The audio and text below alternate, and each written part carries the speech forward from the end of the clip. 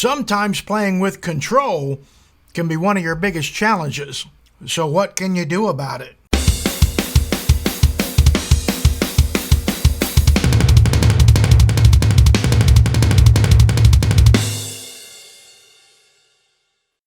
So last week I did an interview with Matt Greiner, and we were talking about the importance of trying to always be in control. Now I realize that may sound a bit laughable from someone like me. Let's face it, I'm not exactly the poster child for perfect form, or playing with the most effective and economical use of energy and movement to achieve a desired musical result. Ooh, that's a mouthful. That's what it says when you type in drummer efficiency into Googler.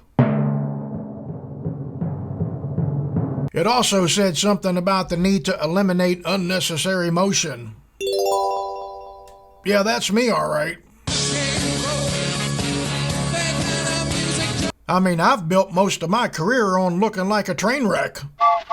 But I want to say that one more time so you can really think about it. I've built most of my career on looking like a train wreck, not necessarily on sounding like one. You can be as crazy as you want. Who am I to throw stones? But at the end of the day, you still want to sound good. I want to give you a quick example. Back in the mid-'80s, there was a famous movie called Crossroads. And at the end of the movie, there was a guitar battle between Ralph Macchio and Steve Vai. Now, we all know Ralph makes a great Karate Kid, but when it comes to guitar, Steve Vai is a legend, and with good reason. So let me just play you a small piece of that movie.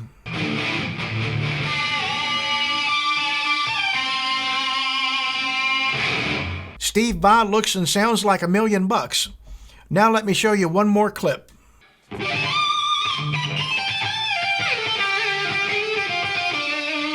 It's almost like the guitar is just part of his body.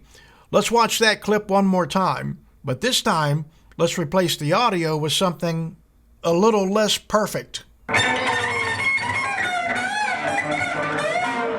Hopefully you can see where I'm headed here. Steve Vai is likely one of the coolest guitar players on the planet. However, without the playing being on point, well, it loses some of its shine. Now, if you can put on a great show and play great, then more power to you. But you still got to sound good, or it's pointless. Which brings us back to my conversation with Matt Greiner. In my opinion, the best way to get a handle on this is to try and always remain in control. Again, I know that sounds rich coming from someone like me. I mean, my arms go pretty much everywhere. I play from every direction, hit things wrong, and I generally have a rather unpleasant look on my face. I look like a damn mess. But if I wasn't completely in control, then I would also sound like a damn mess. Now, I get it. It can be difficult, like really difficult. You're in front of a crowd, you have the lights, sometimes you're on a nice riser, and you feel that energy. You get excited, and that's about the time your playing starts to go. So what can you do to make things better? I have an analogy that I want you to think about, and I'm not being silly here. I want you to really think about this. I want you to picture yourself in a large field on a really windy day.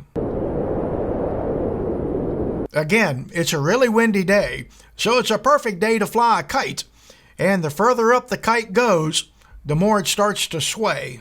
And at some point, it almost looks like it's getting out of control. However, there's a small string that comes down from the kite into your hands. So as long as you have that string, the kite is essentially grounded. Again, it's a really windy day. So that string that's connected to your kite, what happens if you cut it? You guessed it. As long as you have that string, the kite can go way to the left, then way to the right.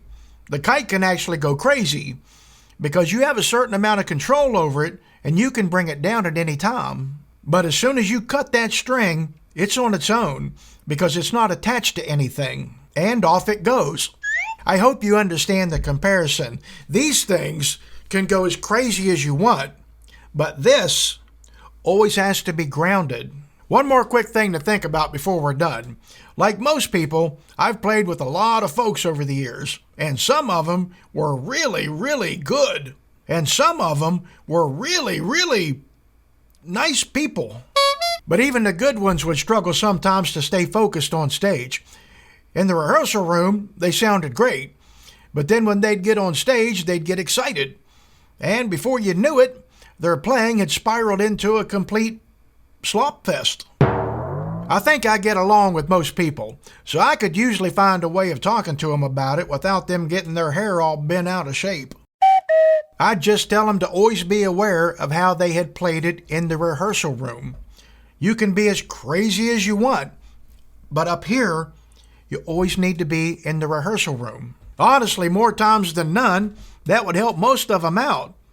As for the others, well, they were still really, really nice people. All right, guys, that's going to do it. Now, I'm clearly no expert. I mean, what the hell do I know? But maybe that can help in some small way. And if not, well, maybe you should consider becoming a sound engineer. Oh, relax. That's just a little joke. And as always, if you haven't already subscribed, well, I wouldn't bother. However, if you've enjoyed the video, maybe give it a like. It really helps me out. And for those interested in merchandise, please visit store.themaddrummer.com. We're running a special at the moment. If you buy 2 shirts, it's double the price. Thanks for watching. In my opinion, the best way to get a handle, it's a different word. I want you to picture yourself in a large field on a... let it fall out. Just let it fall right out. I want you to picture yourself on a large field on a...